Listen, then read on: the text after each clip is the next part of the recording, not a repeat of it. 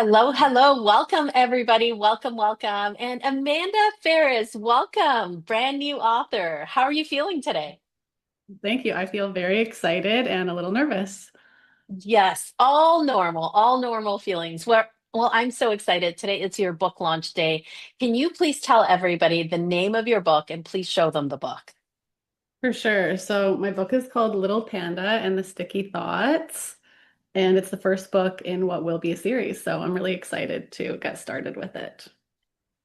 So beautiful, so beautiful. Can you tell us what inspired you to write this book? Yeah, so it was kind of a perfect storm of things. I work in the corporate world, but had been really craving to get back to my creative roots because when I was a kid, I was very creative. And so I started thinking about activities that I could do to re-engage with that part of myself. And I loved writing when I was young. I used to write books and I used to write plays and then put the plays on. So I signed up for a couple writing workshops. And then during that period, I actually had a situation with a friend that left me feeling quite hurt and misunderstood. And I noticed that it was a familiar pattern of feelings for me, of things that I'd felt, pretty much my whole life. And I'd been on a pretty significant personal growth journey at that point as well. And so I was just thinking about how I handled it. And I was really proud of myself for the way that I moved through the disagreement and the hurt and the pain. And I just had this moment where I thought, if only I would have had tools like this or understood in a kid-friendly way, obviously, these aspects of struggles when I was younger. And in that moment, I just had a light bulb of, wow, like I could write a book, uh, kind of to my younger self, but that addressed some of the consistent things I struggled with in my life. And every book could be, or every struggle could be a different book in the series. And so my first one, Sticky Thoughts, was about how to deal with anxious thoughts when they come up and some of the common ways that we try to avoid dealing with them, but then how we can, work through those things in a healthy and self-compassionate way as well. Mm.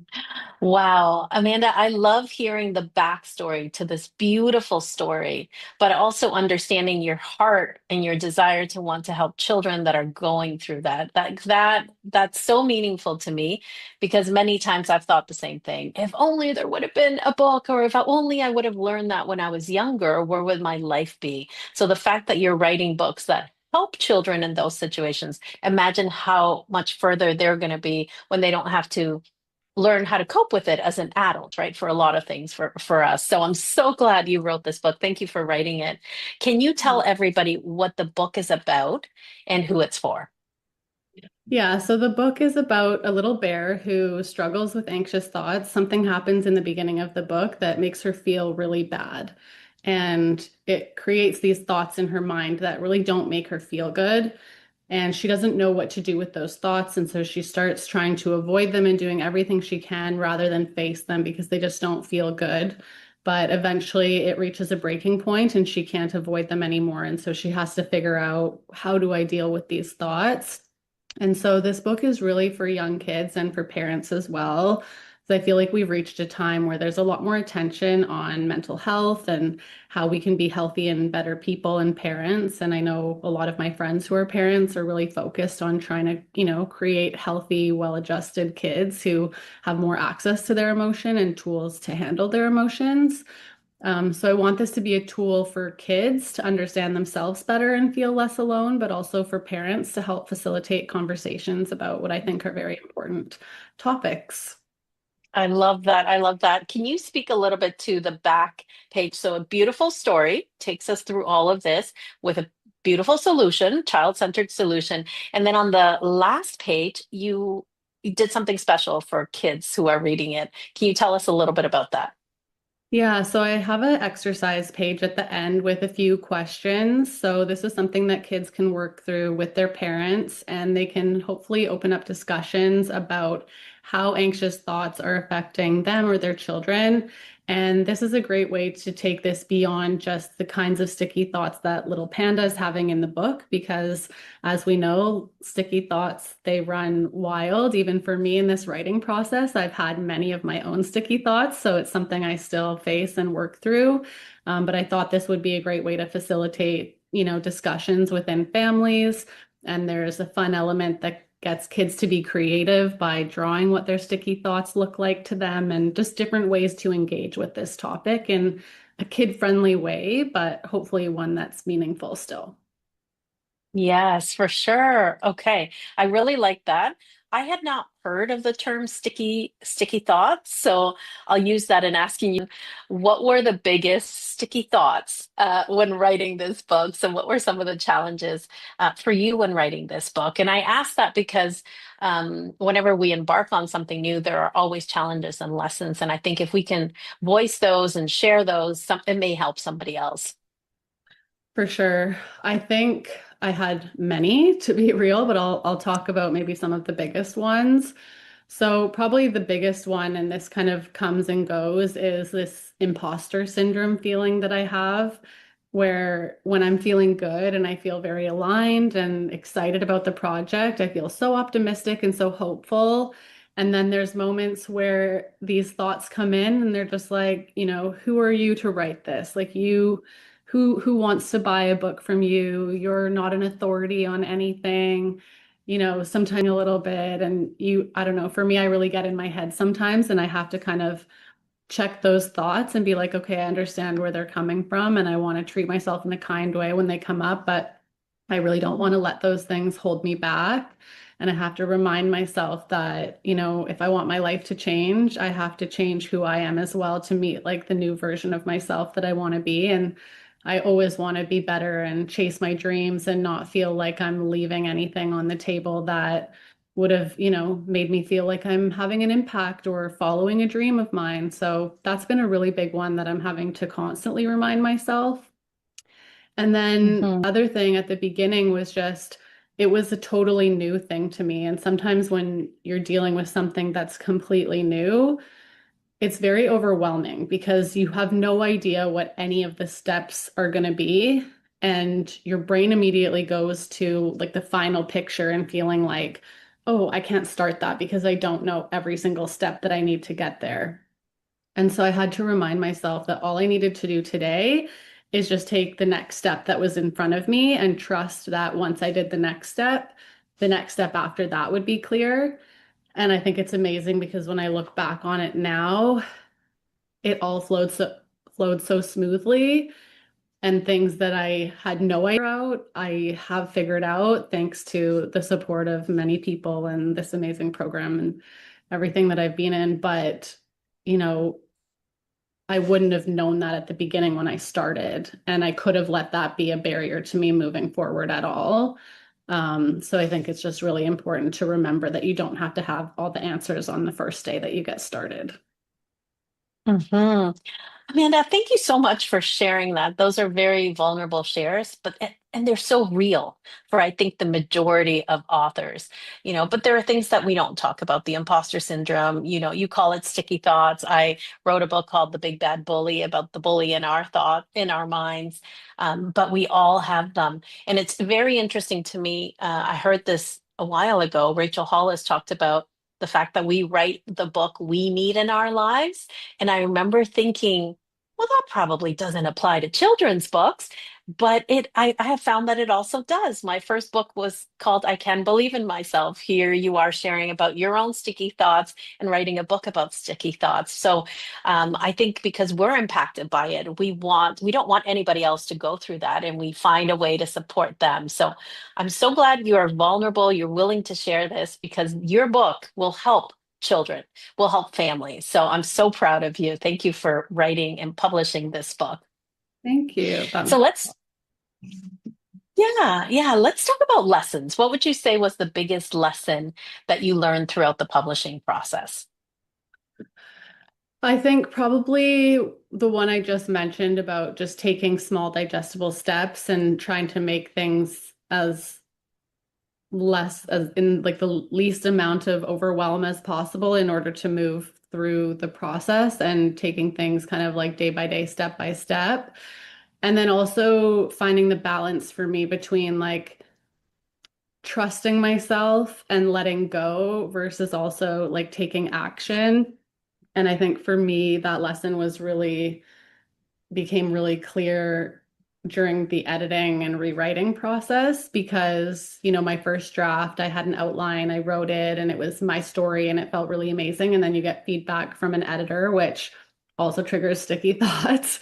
But at that time, it's such an interesting exercise because all of this sudden you're injecting external feedback into a story that's been completely yours. And incorporating it and addressing it in a way that still feels like your story, I found actually quite challenging, especially the first draft between edits. Um, Hmm.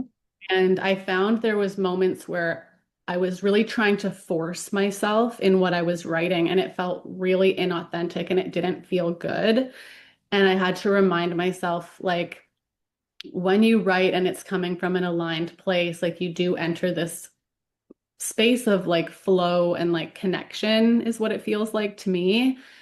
And things come from such a more beautiful place. And for me, they become more beautiful on the page as well when I can sit in that space and let go of control. But I find when I'm in a controlling mood or trying to force things, it just never comes out how I want to. And I really dug down into it and I found that when I'm in that controlling place, like usually the intention is not in the right place ultimately, and it's coming more from a place of ego and trying to perform and so I think a huge lesson for me is like finding tools and tricks to get myself out of that headspace and back into an authentic place of service and how can I serve in the message that I'm delivering so that it's received in a meaningful and helpful way, if that makes sense. Hmm. Yes, it makes total sense. It makes total sense. I want to, we're talking the challenges, and I'd love to know what is the best part of now accomplishing this dream for you? Because now you are a published children's book author. What is the best part? What are the feelings that come up for you? It is so surreal still, honestly. I would say there's three things so far that have been my favorite, but I have loved the entire process and even the growth parts have been amazing to me. But the feeling of holding my book in my hands for the first time, I will never forget that feeling. I knew I would be like emotional, but I didn't know how emotional I would be. I definitely cried a lot, happy tears. Um, Mhm. it was just such an amazing feeling to see it. And I feel so proud of myself for deciding I wanted to do this and then doing it and being at this end of it and being able to say that I like set this goal for myself and had this dream and then I followed through on it is a really amazing feeling and so encouraging for life in general as a reminder of what you can do when you just decide you're going to do it. So that's been amazing.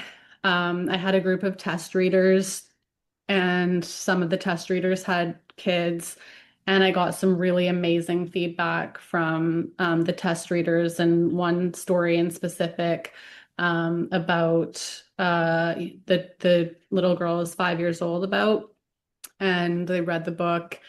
And a couple of days later, she came home from school and was a little bit quiet, and then said, Mom, I'm having some sticky thoughts. And they proceeded to talk about a girl at school who was being mean to her. And I think hearing that, again, I got really emotional, but you hope that your story is going to have a positive impact. And in that moment, I thought if this is the only impact my story had, it would still be so meaningful to me to think that there was a moment like that that came from reading my book that gave somebody the language that they needed to have a conversation like that. So that's an amazing feeling. And obviously, I hope that more children are impacted positively by this book, but that was amazing. And then I would say the other big thing is just all of the love and support that I've received from everybody in my life and even remote connections. I've been posting my writing journey on social media. And so it's been an amazing source of reconnection for many people in my life that I haven't spoken to in years who have offered words of excitement and support and encouragement. And I've just loved all those moments of connection. And I'm so appreciative of all the support as well. So that's been such a beautiful thing. Oh, I mean, so many beautiful things, so many beautiful things. And that's it's all so special. So I'm glad you're cherishing all those moments. I want to take a moment and remind all of our viewers watching that this wonderful book, Little Panda and the Sticky Thoughts, is available today on Amazon. So yeah, it's such a beautiful illustrations, such a good story. Your children are going to get something out of it. So it's a book definitely to have in your home, to share with the children in your life. So go to Amazon today, grab a copy of this book. It's there in softcover edition, hardcover, and also ebook format. So, friends, go do that.